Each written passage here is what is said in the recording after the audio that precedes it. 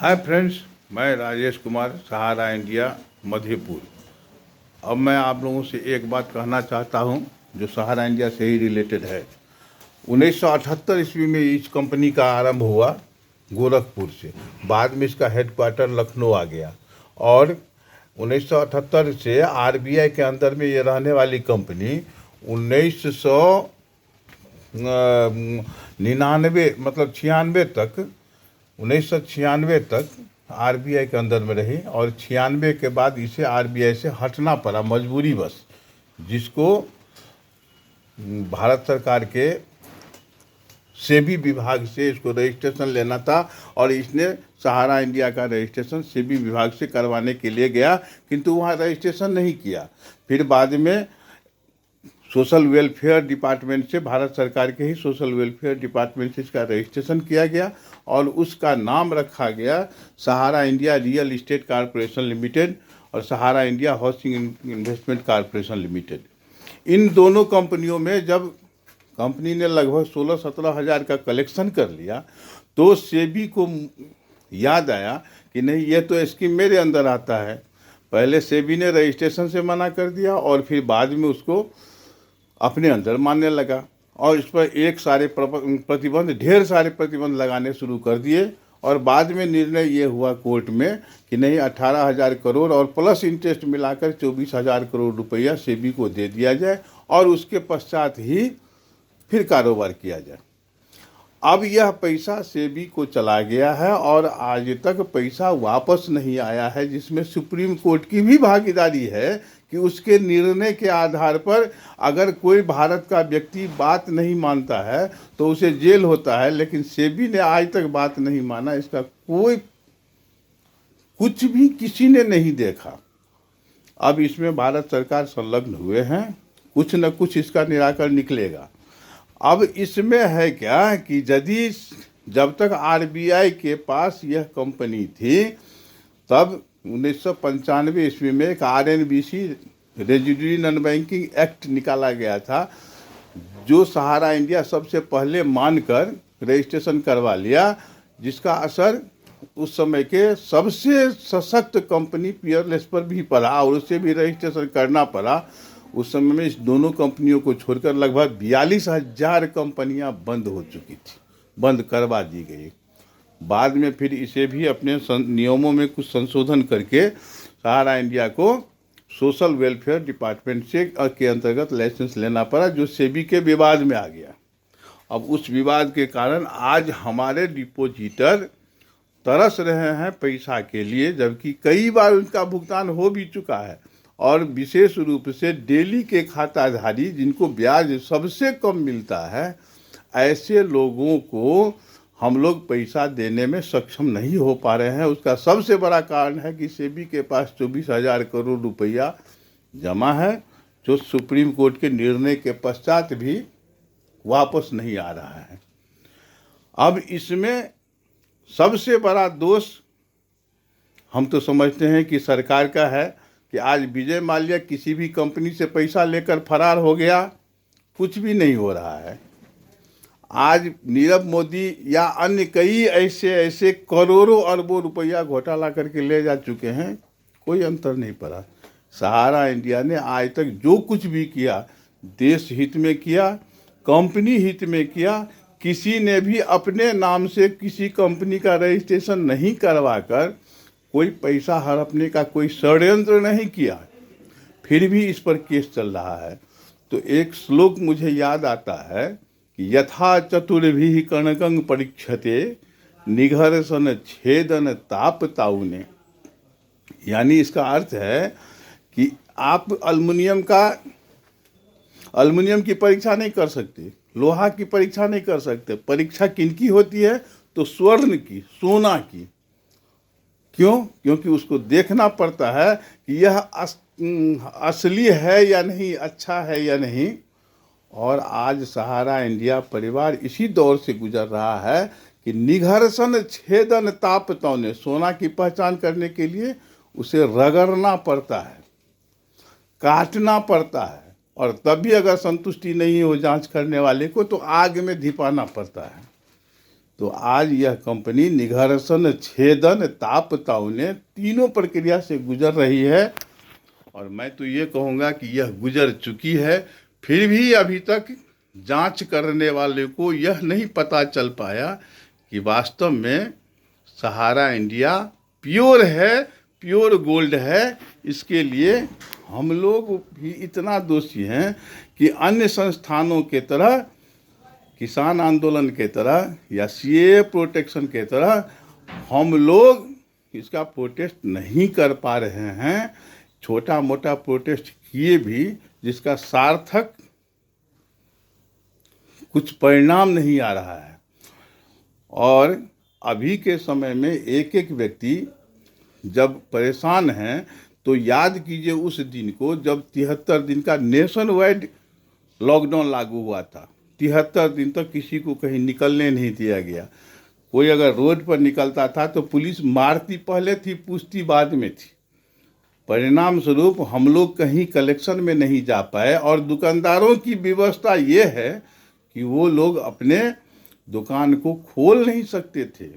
4 प्रकार के ही दुकान खुले रहते थे: दवा, दूध, किराना और सब्जी।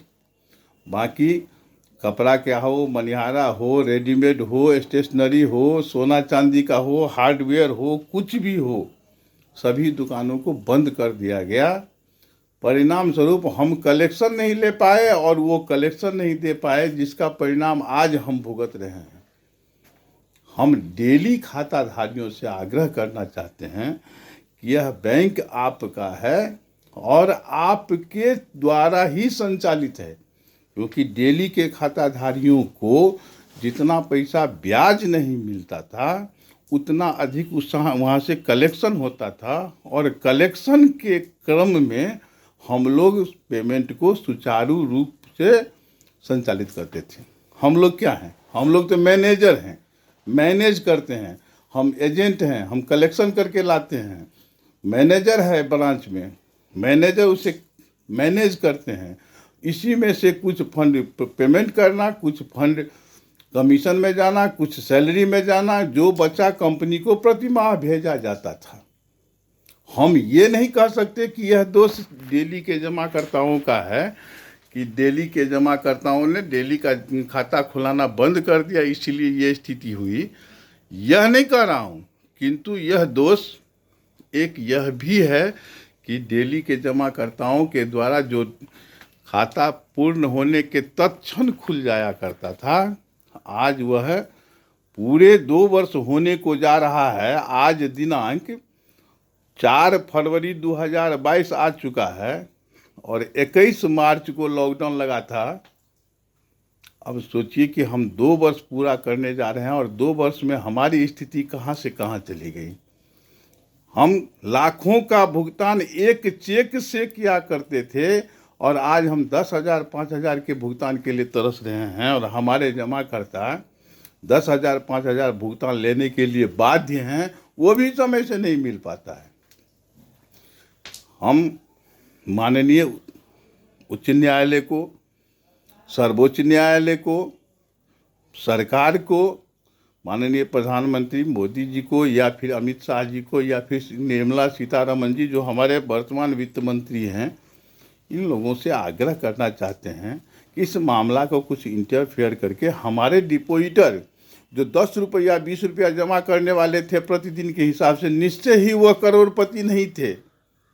वह एक सामान्य व्यक्ति थे जिन्होंने रिक्शा चलाकर, ठेला चलाकर, सब्जी बेचकर, मजदूरी करके उन्होंने 10-20 रुपया प्रतिदिन करके रखा। और आज उन्हें आवश्यकता पड़ने पर किन्हीं के पास शादी विवाह का लफड़ा है, किन्हीं के पास बीमारी का लफड़ा है, किसी ने उधार ले रखा है।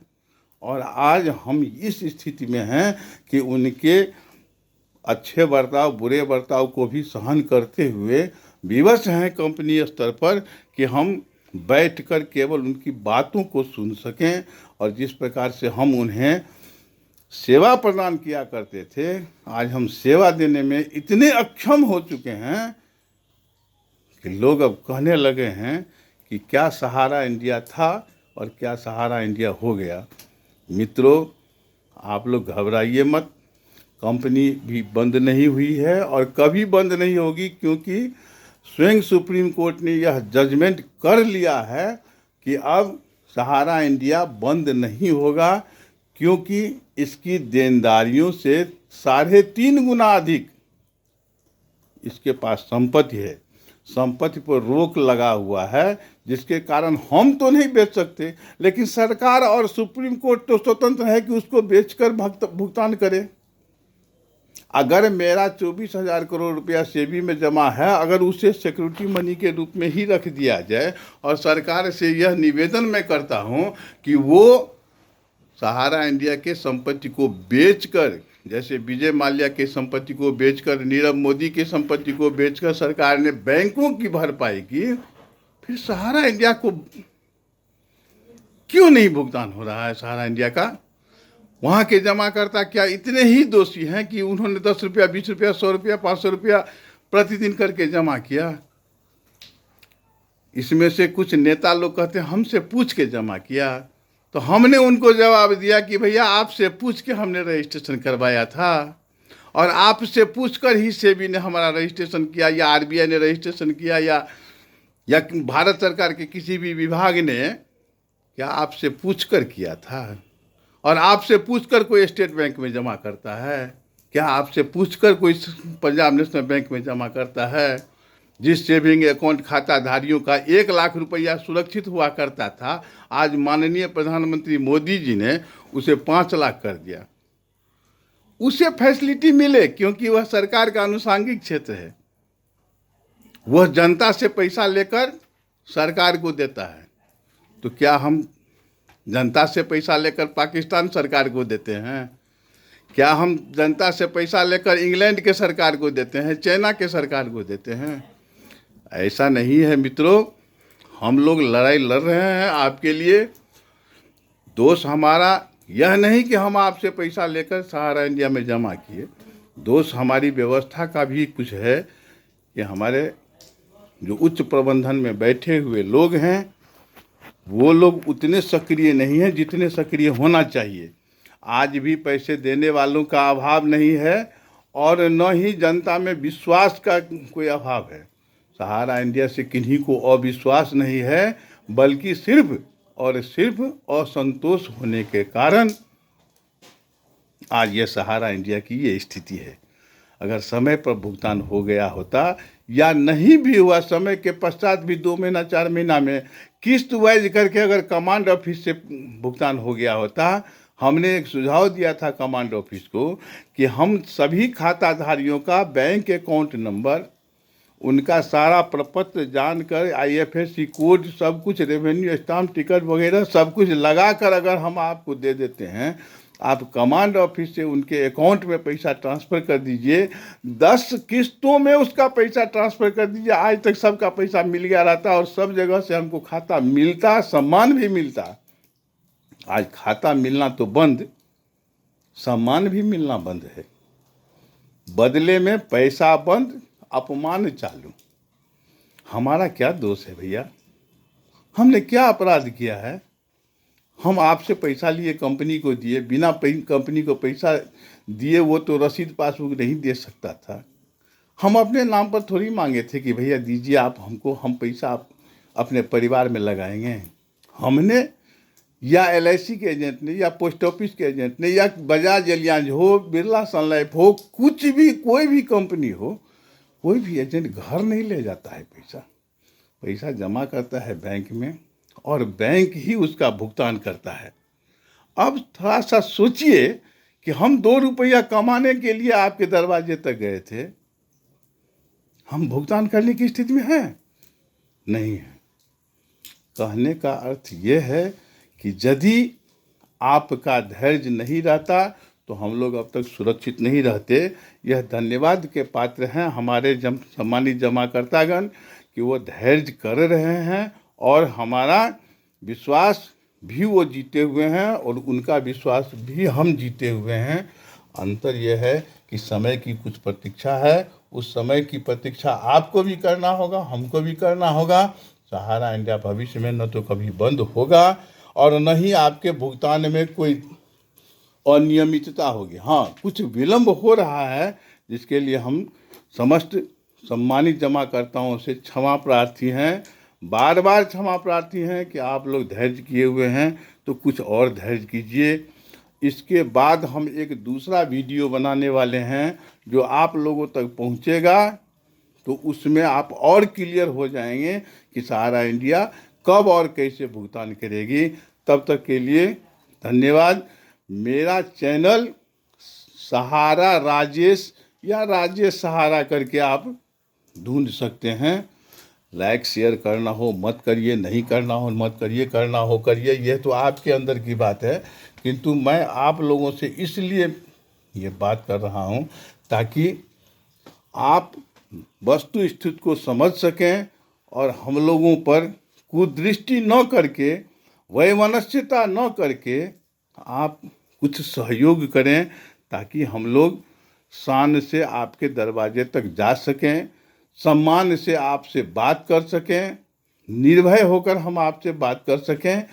पैसा मिलना तय है, समय का कुछ फेर है भैया। तो जब समय का फेर लगता है तो राजा हरिश्चंद्र को भी बहुत परेशान किया, मर्यादा पुरुषोत्तम श्री राम को भी बहुत परेशान किया, भगवान श्री कृष्ण को भी सभी परेशान किया, महाभारत युद्ध को भी समय ने ही परेशान किया कि महाभारत युद्ध होना पड़ा।